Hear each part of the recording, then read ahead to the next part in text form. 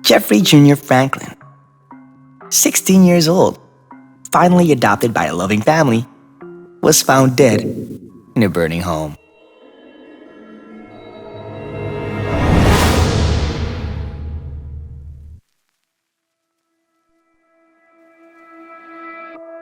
Jeffrey was born in the city of Binghamton, New York, in the year 2000.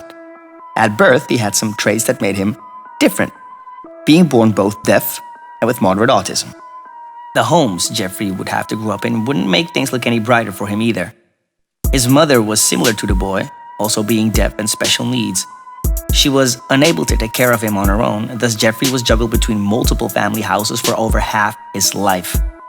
One of his relatives also recalled he'd routinely go to school with bruises, but was unable to figure out how he got them, since he wasn't able to use sign language at the time, and even if he did, no one in his family knew it. He'd had to wear pull-ups to his preteens, he couldn't communicate with anyone, and the list goes on. Yet he was notably kind to anyone and everyone, even to the people that wronged him.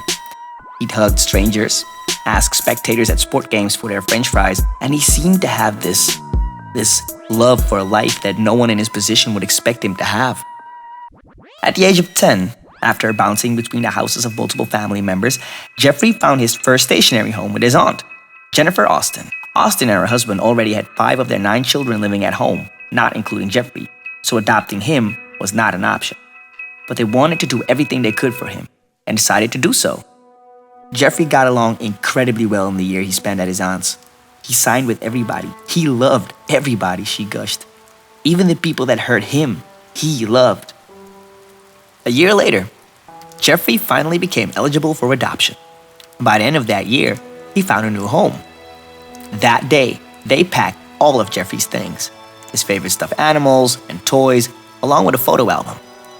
Upon meeting his new adoptive mother, Austin recalled that she saw nothing out of the ordinary. In fact, she seemed incredibly kind and good-hearted. They talked briefly, mostly discussing on how to keep the boy safe, but she remembered her conversation with the woman as pleasant. 5 years passed, and the next time Austin would hear of her beloved nephew was when she stumbled upon his obituary on accident. An interesting thing to note was the fact that there was a GoFundMe page on the day of his announced death.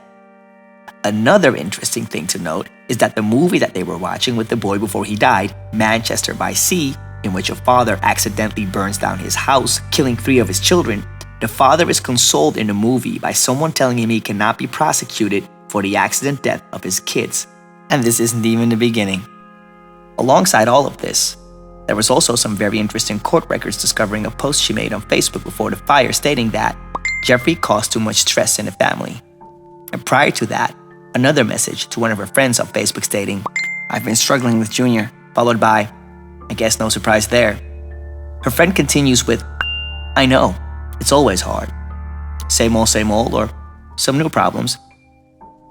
Heather then continued, obviously upset, "Both.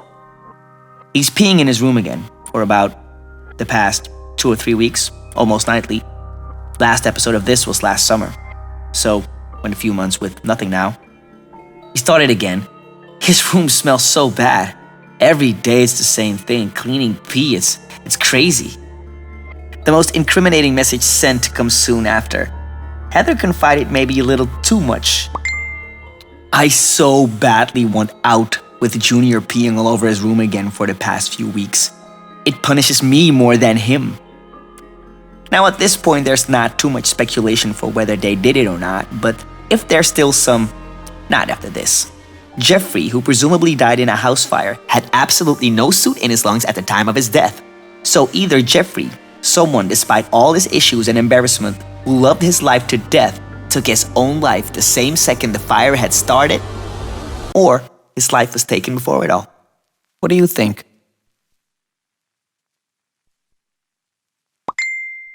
Update. I'm still feeling lost without Junior to take care of. However, through all of this, we have not had to worry about any physical needs, as it seems God has used people around us to show us so much love and support. That being said, it looks like we found a new home. We are currently with our friends who have been amazing at taking such good care of us through this difficult time and who have been there emotionally for us as we miss our son. We will start to move in the process on Authorities in upstate New York have charged the couple with killing their special needs teenage son and setting their home on fire to conceal the killing. This Tuesday, on the 21st of March, the Chenango County Sheriff's Office announced that 35-year-old Ernest Franklin II and 33-year-old Heather Franklin have been charged with second-degree murder, arson, and tampering with physical evidence. Officials stated there was a fire in their home. The son of the couple, 16-year-old Jeffrey Jr. Franklin, was found dead inside. When he found out about the fire, neighbor Dominic Gildersleeve launched a GoFundMe page to help the bereaved parents. The fundraiser had drawn more than $11,000 in donations before the news of charges against Heather and Ernest began spreading and the page was taken down. Gildersleeve told the Daily Star that many donors have been demanding their money back, but he was unable to return the donations because he said, "The Franklins have drawn the donations from the account." That's not all. Gildersleeve and his wife, who live across the street from where the Franklins' home had stood, had been caring for the family's displaced menagerie of animals, including cows, chickens, and dogs.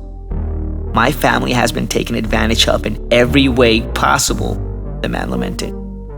How could they do this? How could they take the life of their disabled adopted son? And on top of that, they tried to profit from his death, using their neighbors in the process as well. What do you think went through their minds? What was the catalyst that drove them to do this? Leave it in the comment section and we'll figure this out. Like, comment, subscribe. Rotated Reality.